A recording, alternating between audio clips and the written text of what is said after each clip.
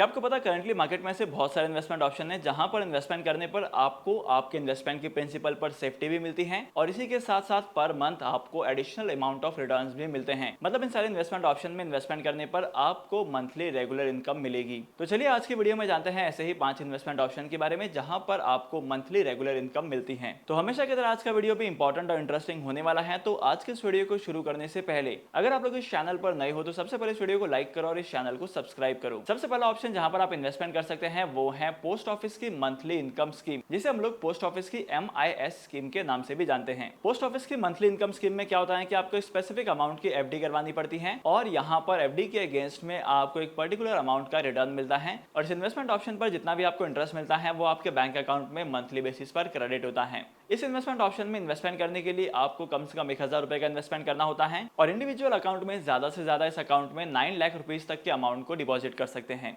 लेकिन अगर वहीं पर आपका जॉइंट अकाउंट है तो इस जॉइंट अकाउंट में आप लोग 15 लाख तक की इन्वेस्टमेंट्स कर सकते हैं। और अब पोस्ट ऑफिस की मंथली इनकम स्कीम में इन्वेस्टमेंट करने के बाद आपको जो रिटर्न मिलता है वो टाइम टू टाइम चेंज होता है। मतलब हर एक क्वार्टर में इस ऑप्शन के इंटरेस्ट रेट चेंज होते हैं और जिस टाइम पर आप इन्वेस्टमेंट करते हैं और उस टाइम पर जो रेट होती है वो रेट आपके 5 ईयर्स तक के लिए एप्लीकेबल होगी। लेट्स से आप लोगों ने इन्वेस्टमेंट किया है पोस्ट ऑफिस सेविंग स्कीम में जब इसकी इंटरेस्ट रेट चल रही थी 7.2%, तो आपके 5 साल के इन्वेस्टमेंट्स में आपको 7.2% के रिटर्न ही मिलेंगे। मार्केट में से बहुत सारे इन्वेस्टमेंट ऑप्शन होते हैं जो मार्केट की इंटरेस्ट रेट पर डिपेंड करते हैं। जैसे कि मार्केट की इंटरेस्ट रेट बढ़ती है या कम होती है तो उनके रिटर्न्स भी कम या ज्यादा होते हैं। लेकिन पोस्ट ऑफिस की मंथली इनकम स्कीम में ऐसा नहीं होता है और अगर आप लोग इस स्कीम में इन्वेस्टमेंट कर लेते हैं तो आपके इन्वेस्टमेंट का विड्रॉवल आप कर सकते हैं 5 साल के बाद ही। मतलब यहाँ पर 5 इयर्स का लॉक इन पीरियड होता है। इसके बाद आते हैं सेकंड ऑप्शन के ऊपर। जैसे कि मार्केट में पोस्ट ऑफिस की मंथली स्कीम होती है वैसे ही बैंक की भी मंथली डिपॉजिट स्कीम्स होती हैं। इस स्कीम में क्या होता है कि आपको एक साथ में इन्वेस्टमेंट करना पड़ता है और बैंक में भी पोस्ट ऑफिस की तरह आपको एक पर्टिकुलर अमाउंट का इंटरेस्ट मिलता है। लेकिन काफी बार देखा गया है कि बैंक में इस तरीके के इन्वेस्टमेंट ऑप्शन में आपका जो इंटरेस्ट रेट है वो वेरी करता है, टाइम टू टाइम फ्लक्चुएट होते रहता है।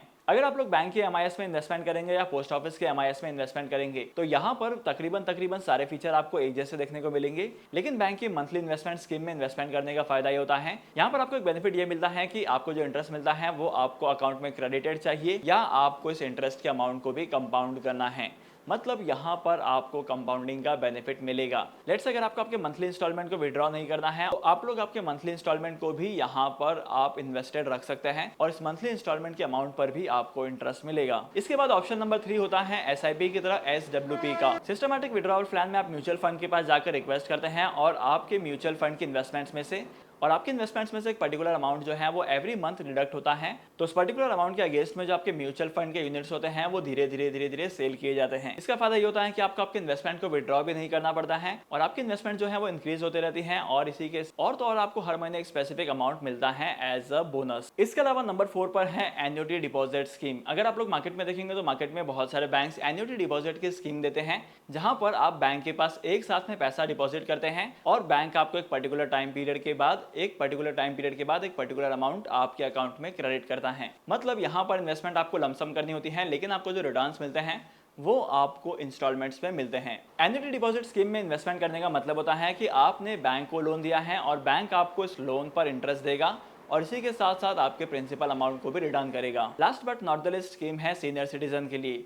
मार्केट में बहुत सारे बैंक्स हैं जो सीनियर सिटीजन के लिए स्पेशल स्कीम चलाती हैं जहां पर सीनियर सिटीजन के इन्वेस्टमेंट करने पर उन्हें ज्यादा अट्रैक्टिव रिटर्न मिलते हैं। नॉर्मल अकाउंट के कंपैरिजन में सीनियर सिटीजन को 0.50 या 1% तक के ज्यादा रिटर्न्स मिलते हैं। लेकिन सीनियर सिटीजन की स्कीम्स में आपके इन्वेस्टमेंट का अमाउंट डिपेंड करता है आपके इन्वेस्टमेंट की स्कीम पर। आपने कितने टाइम पीरियड के लिए इन्वेस्टमेंट किया है, कितना रिस्क इन्वेस्टमेंट ऑप्शन है और इसी के साथ साथ आपको कितने टाइम पीरियड के लिए इन्वेस्टमेंट करना है।